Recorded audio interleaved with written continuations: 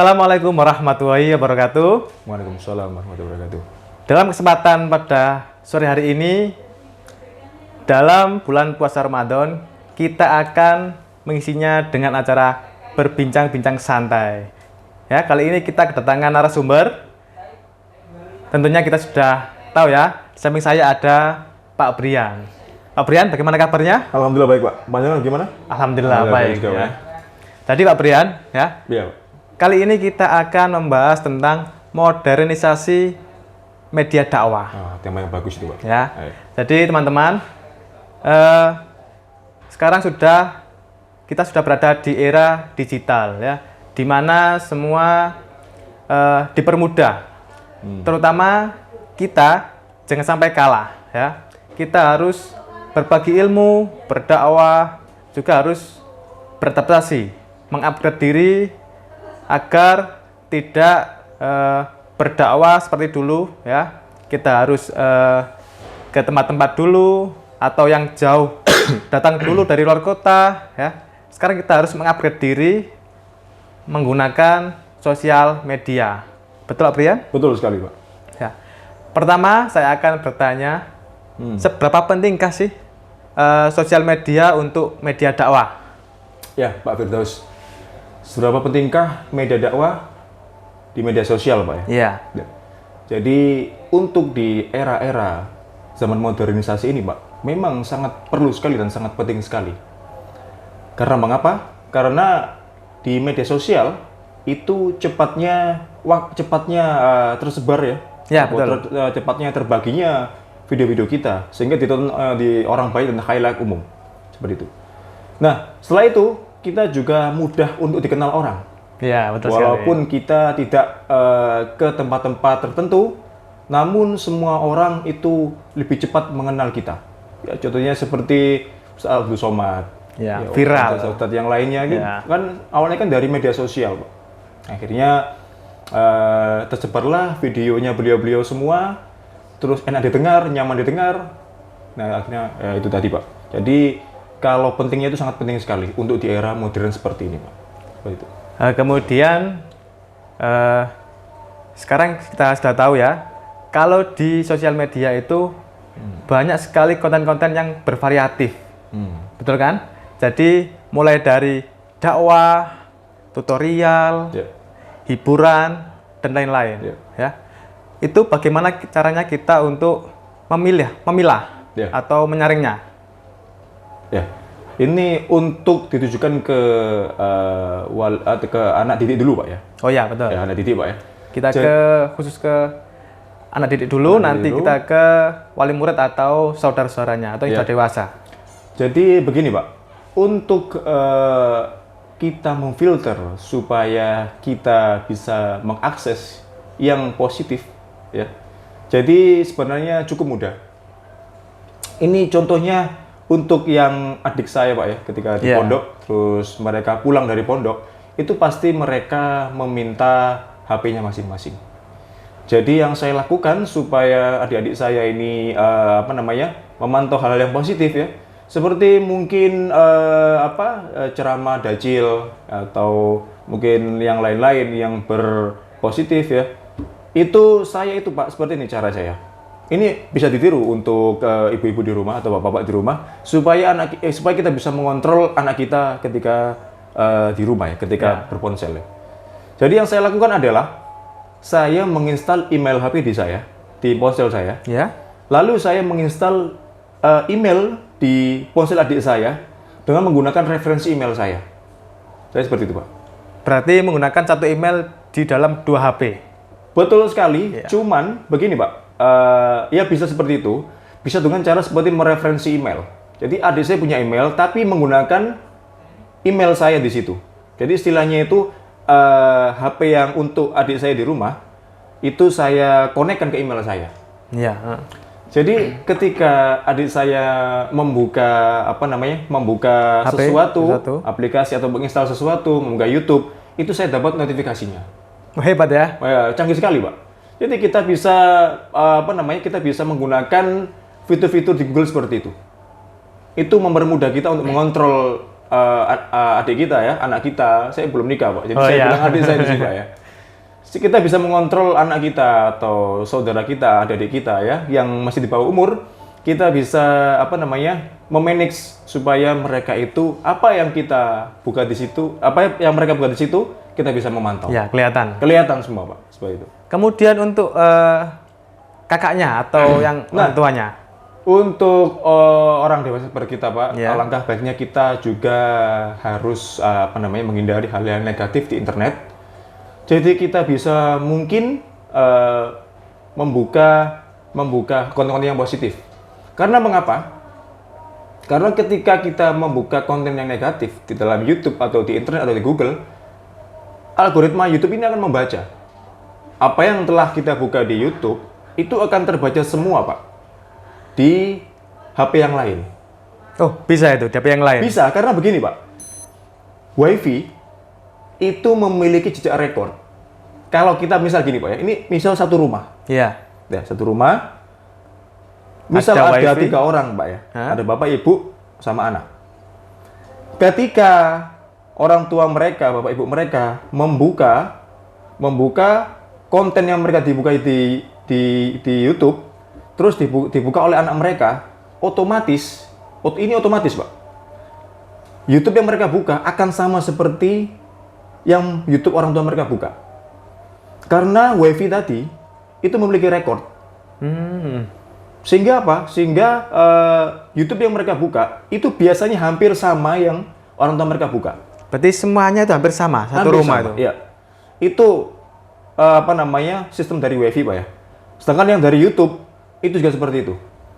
Jadi kalau misal apalagi ya kita satu email tadi, Iya. kita membuka YouTube yang misal konten yang YouTube yang itu ya atau konten dakwah Dakwah. atau tutorial atau Ya. hiburan, biasanya akan juga sama ke email yang satunya lagi Pak. Jadi akan sinkron, akan connect. Jadi menurut saya kalau kita bisa menjauhkan dari konten-konten yang berbau negatif, ya alangkah baiknya kita jauhkan. Karena kenapa? Kalau andaikan kita satu WiFi, ya, satu rumah satu WiFi itu akan biasanya ngebuka Pak, seperti itu. Jadi kontennya akan sama. Kalau orang tua, atau maksudnya yang sudah lebih tua lagi. Lah itu Pak ya, yang lebih tua lagi nih Pak ya. Jadi ini juga kita harus ini untuk siapa ini Pak? Contohnya? Kemarin kan saya melihat itu ada konten hiburan ya. Iya. Jadi ada bapak-bapak mungkin sekitar 50-an ke atas itu mereka membuat konten joget-joget di TikTok. Ya, lagi viral-viral itu Pak ya? Ya itu bagaimana Pak?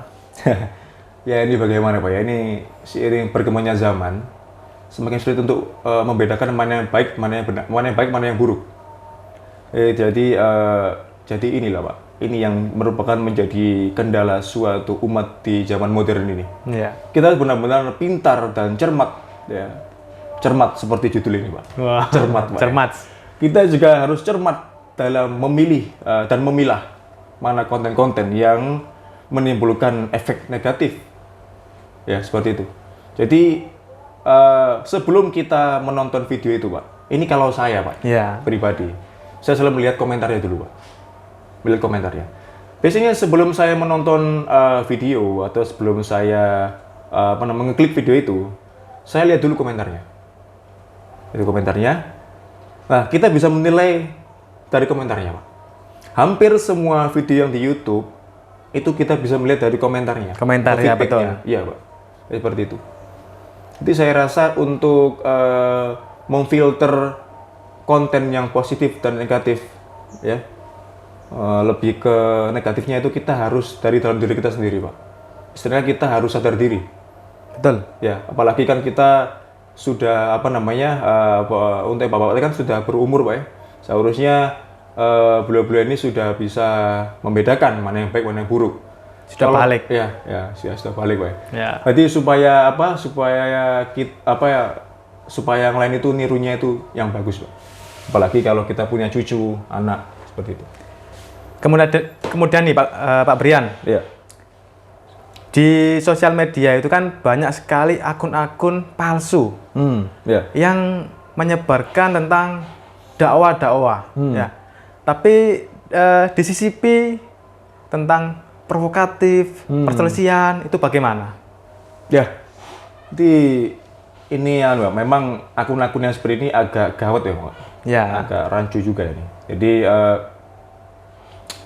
saya rasa memang kita harus pandai-pandai membedakan mana yang akun fiktif sama yang akun orisinil. Mungkin dengan cara kita melihat subscribernya, Followernya. ya, followernya.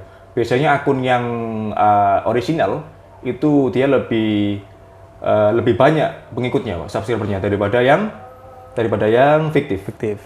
Terus yang kedua adalah dengan cara kita, ini mungkin agak sulit, tapi biasanya mudah dilihat. Apa itu? Dengan cara membedakan video kualitas yang mereka upload. Oh, Ya, jadi kalau dia akun yang original, itu biasanya resolusi video yang mereka upload itu lebih HD, Pak, atau lebih jelas. Lebih jernih. Daripada ini, Pak, daripada yang fiktif. Reupload. Ya, daripada yang reupload itu biasanya lebih berkurang resolusinya. Terus yang ketiga adalah dengan menyertakan watermark atau sumber video kita. Nah, misal seperti ini, Pak, kita harusnya juga mengupload watermark kita. Supaya apa? Supaya video yang kita upload itu tidak disalahgunakan. Iya, betul. Atau tidak terpotong-potong dengan orang yang tidak benar. Jadi yang sering terjadi di media sosial ini, Mbak, contohnya seperti reupload ini, mengupload video yang tidak maksimal, tidak full. Ya. Sehingga apa yang masyarakat tonton, netizen tonton, itu bukan fullnya. Iya, betul. Tapi potong-potongan. Potongan ini digabung sama potong-potongan lain. Sehingga apa? Menimbulkan pemicu untuk kontroversial, Pak. Ya, itu yang membuat sebuah perselisihan. Iya. Apalagi tahun-tahun ini kan mau tahun-tahun pemilu, Pak, ya. Ya, Nah, ini betul banyak sekali, Pak. Upload yang video yang kurang jelas seperti itu. Jadi saya rasa yang paling efektif adalah memberikan ya atau menerbitkan watermark di video-video kita. Ya, watermark ini ya istilahnya tidak mengganggu pandangan penonton ya, yang kecil tapi kelihatan. padat. Iya, Pak. Kecil tapi padat. Seperti itu, watermark ya. Berarti dengan cara kita melihat pertama subscribernya atau followernya ya. Betul sekali, Pak. Kemudian resolusi ya, video. Yang ketiga adalah memberikan watermark. Ya. Oke. Seperti itu. Nah, teman-teman, bagi teman-teman yang mau mengawali atau membuat dakwah pada sosial media ya, kali ini kita akan membahasnya juga ya. Jadi Aprian, ya. Kalau orang awam ingin membuat sebuah konten dakwah di sosial media, itu hal apa saja yang harus diperhatikan? Ya, untuk yang baru pertama memulai seperti video YouTube seperti ini, Pak, ya, konten kreator, ya, bahasa gaulnya, Pak, ya. Itu mungkin yang pertama kita butuh yang namanya alatnya dulu, Pak. Alatnya dulu? Ya, alatnya kamera, terserah. Kamera HP boleh, atau punya kamera DSLR mirrorless juga boleh. Yang kedua adalah audionya juga, itu sangat perlu sekali. Yang seperti kita pakai sekarang ini, Pak, ya, audio. Untuk memperjelas suara yang kita sampaikan, seperti itu. Yang ketiga adalah isi dari konten tersebut. Itu harus benar-benar ini, Pak, harus benar-benar kita kuasai. Kalau tidak kita kuasai itu bisa retake video berulang-ulang nantinya, Pak. Ya. Yang intinya itu, Pak. Jadi kita harus menguasai materi apa yang kita sampaikan. Dan yang pastinya beraura positif, Pak. Jadi kontennya itu harus yang positif. Jangan sampai ke yang negatif. Mohon maaf ya, mungkin buat adik-adik di rumah ya, atau murid-murid sanawiyah, jangan sampai kita ya tergerus oleh modernisasi ini, akhirnya kita terjumus ke hal yang negatif. Ini saya beri contoh satu ya, seperti mungkin di TikTok ini, Pak, ya, banyak joget-joget yang seperti viral-viral itu ya, sampai membuka aurat, Pak. Padahal mereka tidak tahu nanti ketika mereka dewasa, video itu akan tetap ada, bahkan sampai meninggal. Nah, betul sekali itu, Pak. Ya. Bahkan sampai kita tiada pun, kalau video itu tidak dihapus oleh si pihak mungkin TikToknya mungkin, Pak, ya, atau sudah didownload oleh orang lain, tidak bisa itu dihapus. Iya. Jadi dosa itu selalu mengalir terus, meskipun kita telah meninggal. Ya. Kita menimbulkan yang namanya dosa jariah, Pak. Ya. Apalagi kita ini anak santri, Pak, ya. Santri kan diajarkan untuk tidak membuka aurat juga, Pak. Betul. Jadi kita harus menjaga marwah kita juga, Pak. Betul. Ya, akan seperti itu. Kemudian, Pak Brian, biasanya ya sebagai pemula atau orang awam, ketika kita mengupload, Iya. kemudian yang melihat itu sedikit, kita merasa kecewa. Ya, kemudian ketika banyak yang melihat, kita merasa senang dan semangat. Iya. Itu bagaimana itu? Jadi untuk yang hal ini Pak, Iya. memang kita ini ya harus menghilangkan pemikiran seperti itu atau mindset yang seperti itu. Mungkin kalau yang pertama memulai seperti content creator itu hal yang wajar dan itu mungkin yang harus kita hilangkan. Karena kenapa? View yang sedikit itu mungkin karena banyak hal. Bisa jadi kita mungkin harus sering upload juga itu termasuk Pak. Oh ya. Termasuk terus konten yang menarik supaya menarik perhatian orang lain ya Pak ya, seperti itu. Thumbnail. Betul sekali Pak ya, thumbnail itu. Nah untuk baru pertama mulai ya wajar lah kalau yang melihat sedikit Pak. Dan itu langkah yang kita lakukan adalah kita harus sering-sering upload video yang kita buat. Gak apa-apa, di-upload aja terus-terusan. Nanti akan ada waktunya kita nanti naik daun Pak. Viral sendiri. Viral sendiri. Asal jangan sampai kita membuat hal-hal yang negatif Pak ya. Kita harus tetap konsisten dalam konten kita. Jadi begini, menurut pandangan saya, dakwah itu bukan hanya yang istilahnya yang agama saja Pak. Ceramah. Gitu. Bukan yang ceramah saja. Dakwah menurut saya sebagai kaum milenial Pak, itu adalah menyebarkan hal yang positif. Semisal buat adik-adik di rumah yang suka masak, nggak apa-apa. Kita buat tutorial cara memasak. Itu sudah termasuk dakwah, Pak. Itu dakwah itu. Dakwah itu, Pak. Kita membuat konten masak. Luar biasa. Itu, Pak. Terus buat yang di rumah suka tutorial mungkin otak-atik komputer atau editing video, itu bisa juga direkam, dibuat tutorial. Itu juga termasuk dakwah, Pak. Karena memberikan hal yang baik kepada viewer atau kepada penonton. Sehingga penonton itu tahu cara yang tadi nggak bisa masak, tahu cara masak. Tertarik dan mengikutinya. Ya. Jadi bukan hanya hal-hal yang agama saja, tapi konten yang selama itu positif dan tersirat makna penyampaian, itu termasuk dakwah menurut saya, Pak. Seperti itu. Baik, Pak. Kemudian, apakah kita harus memperbaiki niat kita dulu? Untuk penyampaian itu, Pak? Iya, untuk penyampaian itu. Ya, paling utama itu, Pak. Paling utama? Paling utama. Kita harus niat dulu. Niat dari dalam hati, Pak. Kita harus benar-benar, kalau ingin membangkitkan konten kita harus benar-benar niat dari semuanya, Pak. Ya, dari alat, dari menu editingnya, dari penyampaian kita. Memang menjadi konten kreator itu tidak mudah, Pak. Ya, sangat sulit. Sangat sulit. Ya, kalau kita terbiasa akan menjadi mudah. Ya, mungkin awal-awal akan sulit, Pak. Saya rasa itu hal yang wajar. Seperti itu, Pak. Kemudian, untuk yang terakhir, Ya.